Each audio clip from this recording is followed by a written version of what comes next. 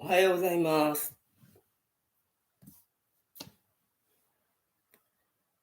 いい加減配信。無責任 YouTuber の UFO チャンネルの UFO です。2023年3月30日木曜日、仏滅です。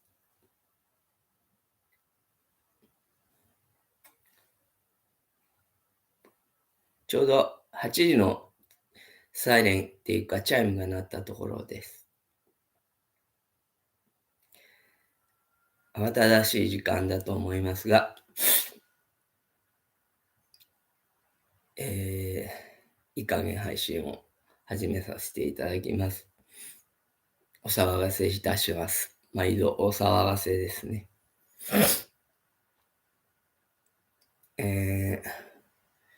自分の配信を見返してみても、やっぱりこれほとんどどなたにも、え見向きもされてないような気はするんですけど、自分にとってはとても大事なので、しなくてもいいかなと思ったりもするんですけど、やっぱり自分の楽しみもあって、させてもらおうということでやっております。失礼します。公共の電波っていうか、を使ってお騒がせしますが、今日はですね、ちょっと長くなるかもしれませんね。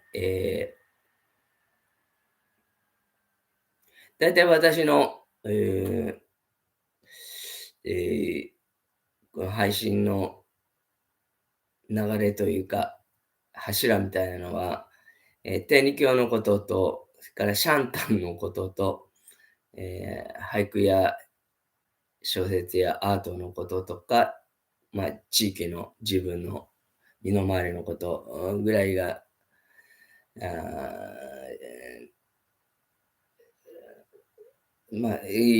ごちゃごちゃになっている時もありますけど、だいたいそんなようなのが主になっている感じがしていますが、えその、自分としては一番、あの、親様の教えを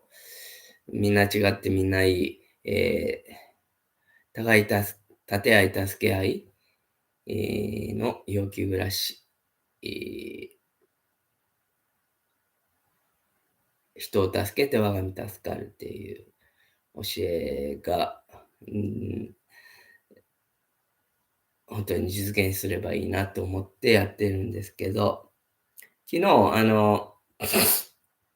富士っていうことを言いましたね。二つはないっていう。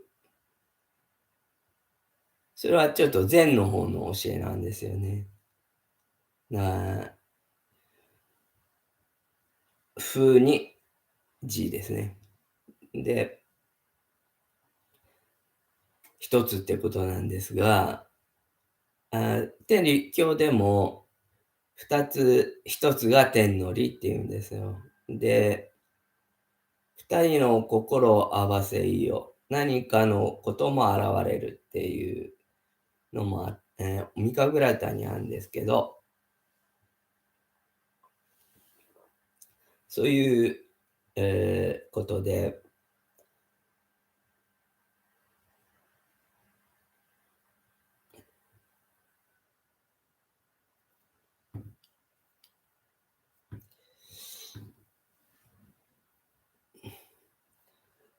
天理のこととシャンタンの話は、全く別個のものなんですよね。別個というか、シャンタンの奥には、和尚っていう人がいるんですわ。前、シャンタンの命日の時に、名前が出てこなくて、えーあのだったんですけど、バグワン・ラジニーシっていう人だったんですね。で、僕の若い時に、大学で迷ってる頃に、本屋行くと、こんな平積みして置いてあった中に、そのバグワン・ラジニーシュの本があって、存在の歌って、存在の詩って書いて、存在の歌っていうのがあって、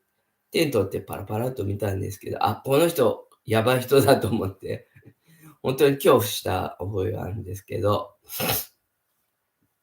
その人が和尚なんですよ。で、その人の、弟子がサニヤシンって言って、私はFacebook なんかで、自分のことを書いたりして、シャンタンと繋がってからですね、やたらともうサニヤ人の友達ばっかりなんです。本当に天教の人はほとんど、反応しないんですけど、サニヤ人の人はもうすぐ敏感なんで、もう本当にたくさんの人がいて、その中にアロールさんっていう人がいまして、千葉の成田に住んでる庭師さんなんですけど、その方が、僕より2つ上ぐらいの、かなり頭の切れる人で、東京芝浦工大だったかな。東芝の、大学だと思いますが、そこを出られた方で、その人が禅に、すごい造詣の深い方で、シャンタンと出会って、シャンタンがまずその人に注目してたんですけど、僕はその人の記事で、庵野平四郎さんだったかな。平四郎さんっていう人の俳句で、タケノコやすらりすらりと伸びていくだったかな。ちょっと本当かどうかわかんない。すらりすらりと伸びていくっていう、タケノコ嫌だったと思うんですけど、タケノコのかな。タケノコのすらりすらりと伸びていくっていう俳句を見たときに、あ、すごいなぁと思って、それからもう注目してたんですけど、僕はこう、Facebook でも YouTube でも、もうおしゃべりなんですけど、アロールさんアロールさんは角谷さんって言うんですけど、角谷正樹さんって方ですが、その方はもう、すごく深い、論文みたいな感じの投稿されるんですね。言葉にこだわった、事実を追求する感じの、間違ったことはあんまり言わない方なんですけど、長いこともう、ピタッともう、どっか行ってしまわれた時、ネット上で見なくなっちゃって、ずっとどうなってんのかなと、多分すごい深いところへ行っておられるんだろうなと思ってて、それが去年の秋か冬の初めぐらいに、メールで繋がったんで、LINE があったのかな ?LINE でどうされてるんですかって言ったら、メールで返事が来て、もうそこは LINE はもう仕事上のあれで、アカウント停止になるからって言って、で、メールでこう、やり取りするようになって、から、ノートを紹介されて、僕が統合失調症のことを言ったりして、ぜひ、その時のことを、論文にしてくれって言われたんで論文って言われたんですけど、そんなことは、ドキュメンタリーって言われたかな。うん、書いてくれって言われたんですけど、僕はいい加減なことしか書けないから、メルフェンかファンタジー風にしかできませんけどって言って、もう書いたものがあったんですよね。うん。で、それを送ったら、ノートを勧められて、で、ノートの方に今、え書いたりしてて、っていう流れで、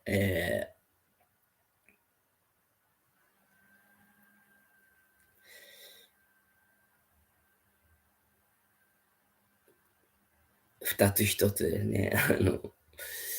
どっちが、どっちってこと写真のネガとポジみたいなもんですよね。僕がネガだったら、アロールさんはポジだし、えアロールさんがポジなら僕はアロールさんがネガなら僕がポジなんですよね。そんな感じが、していますが、えで、すごくその、禅について深い知識もあるし、和尚は瞑想、ダイナミック瞑想とかいろいろすごい、たくさんの瞑想法を分かりやすく、世界的に、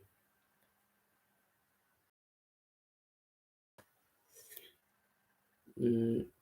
で、門井さんはその和尚のとこにも行かれたし、で、臨済宗の、禅宗ですね。臨済宗の、座禅で禅を組んで、有名な、方のもとで、学ばれたと。普段は庭師の仕事をされてて、僕の住んでるエナの石も、すごい庭には大事な石だっていうのを教えてもらって、2回ぐらい直接、2回か3回直接にお会いして、一緒に東京の禅寺巡りとかしたんですけど、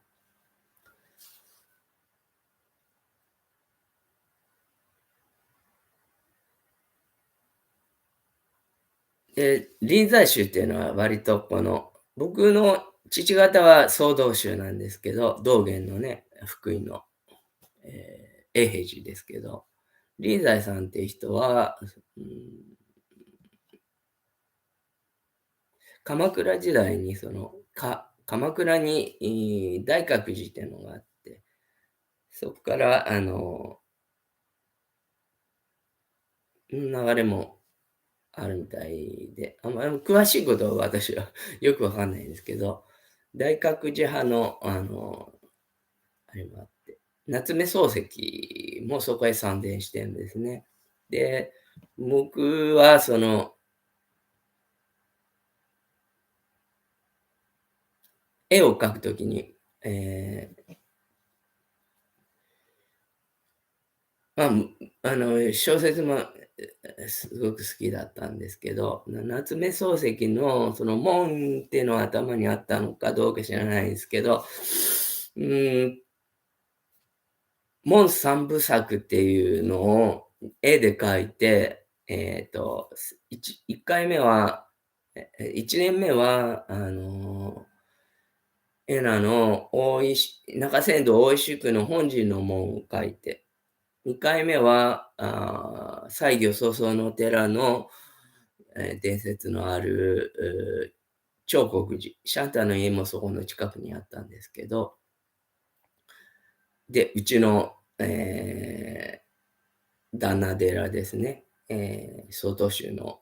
長国寺の門を書いて、3番目は岩村城、女城主の岩村城の桐賀城の大手門の門を書いて、それはちょっと自慢になりますけど、障害者の共査連っていう作業所の全国組織があって、そこの絵画コンクールっていうのがあったんですよ。今、障害者のアートって NHK の教育テレビでも、E テレでも朝ちょっとやったりしてますけど、あの、結構、注目されてるんですね。で、そこで3年入賞したんですよ。それなこともあって、そっからの流れで、シャンタンとも会うことになったし、アロールさんとも会う、うん、ことになったんですけど、夏目漱石っていう人も、門まではたどり着くんだけど、その門から中へは入っていけなかったっていうもんでしょう。僕はこれは最後まで、一番最後のお楽しみに取っておこうと思ってて、まだはっきり読んだことはないんですけど、シャンタンのお父さん、前紹介したんですけど、宮井一郎さんっていう人で、夏目漱石の、評論書いてた人なんですよ。事業家で、お金持ちで、実力もあった方なんですけど、文学の方にも精通しておられて、当時の一流の評論家を批判したような田舎者のバカ力って言って、シュワンタンはバカにしてましたけど、立派な方で。バカにしてたけど、シャンタンは自慢、誇りにも思ってて、本を見せてくれたから、尊敬したと思いますが、で、もう本当に、話が膨らんでしまって、今、ドストエフスキーのやつを読んでるんですけど、これ、ドストエフスキーの貧しき人々ってやつを読んだんですけど、これも良かったですし、こんな絵とかね。今、白夜ってとこを読んでるんですけど、夏目漱石と、やっぱりドストエフスキーは僕の中では最高峰ですね。もんですよ、ここはね。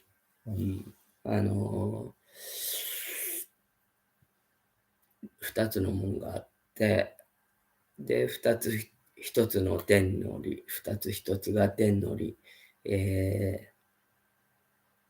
で、臨済宗の禅っていうのは結構男性的な、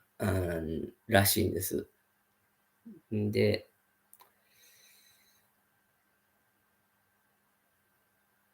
長くなるな。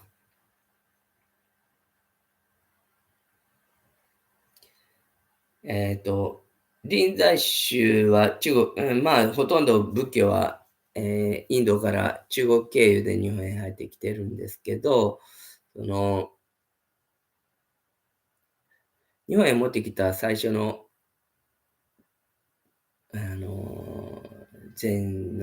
前奏が、なんて言うんですかね、あれ、開宗っていうのかな。だるまさんからは始まって、禅はね。で、中国へ行って、中国の人は日本へ渡ってきたんだと思うんですけど、臨済の初めの人は、最初の頃の、偉い高僧の老子は、俗気があるって、俗ってわかりますか？山賊の俗でね、俗気を持って、人々の、迷いを解くっていう、眠りを覚ます、覚醒させるっていうことなんですけど、その俗気を見たときに、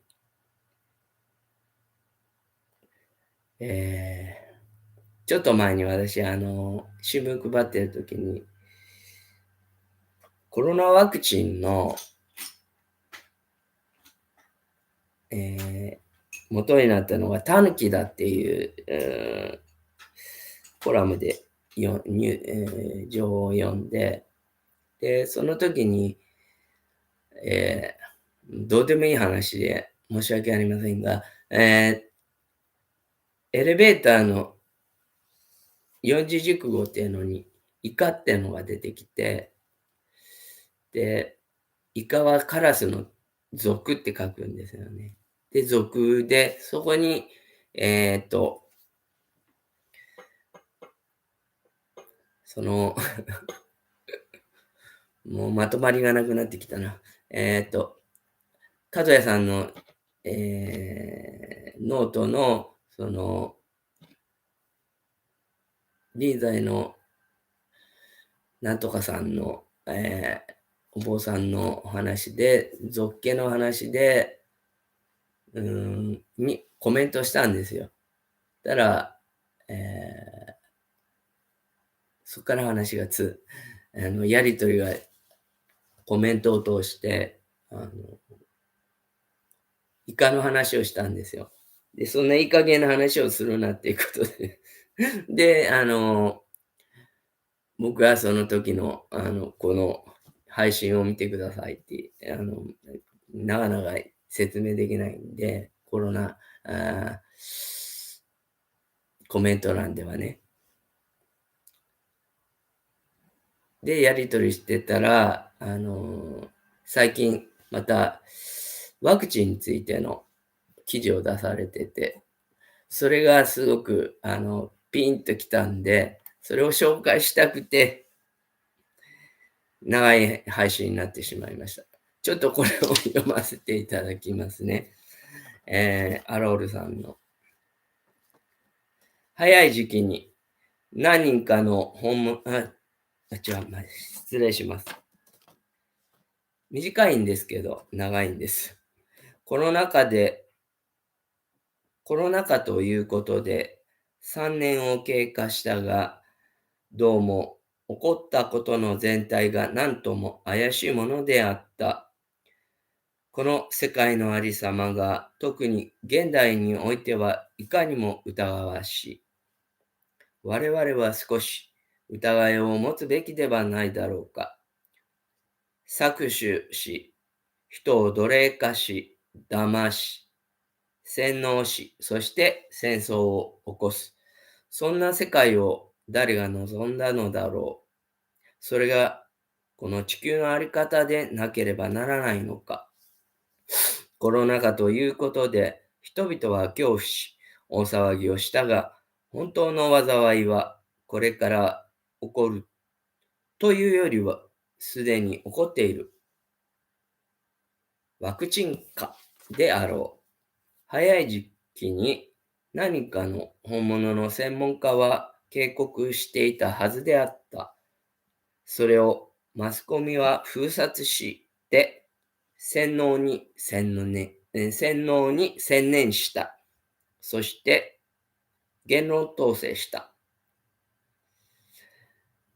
テレビと新聞しか見ない人は信じきった。国や国際機関が悪いことをするはずがないと、彼らは喜んで注射を受けに行った。ワクチンが失敗だったというのではない。意図的に害になることを知った上で行った。成功させたのだ。そんなことがあり得るだろうか。いや、ありえないという人は、ウクライナや中国や北朝鮮、そしてヨーロッパやアメリカで、もちろん日本でも起こっていることをどう説明するのか。どうひいき目に見ても、この世界は狂っているのだ。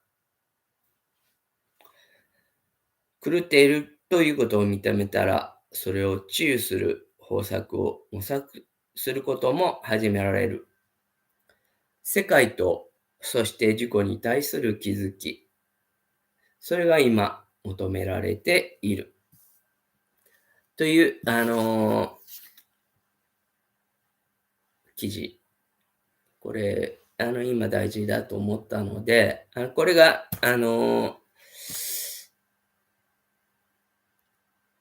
絶対の正しいっていうことかどうかは私は判断できないんですけど、私がネガだとすればこっちはポジだし、こっちがポジだとすれば私はネガなんですよね。逆か。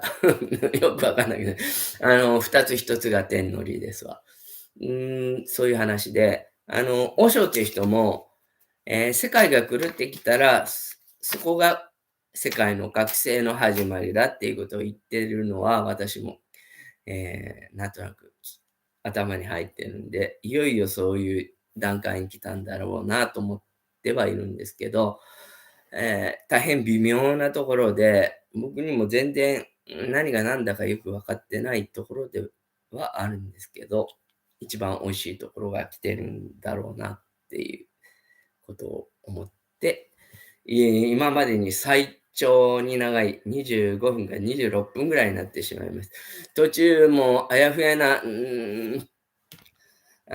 配信になってしまって、いい加減配信、お騒がせ配信、もう極まってしまいましたが、その辺は皆さんの、広いお心で、お許しいただけたらありがたいです。Have a nice day, goodbye, UFO チャンネルありがとうございました。よろしくお願いします。